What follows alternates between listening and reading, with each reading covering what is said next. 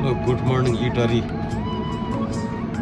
इटरीको यो हाइवे चाहिँ दामी लाग्यो मलाई। यो धरान जाने हाइवे हो। म चाहिँ यता तरारा पुगेर फर्किँदै थिएँ, त्यो बेला सानो सर्ट भिडियो बनाएको।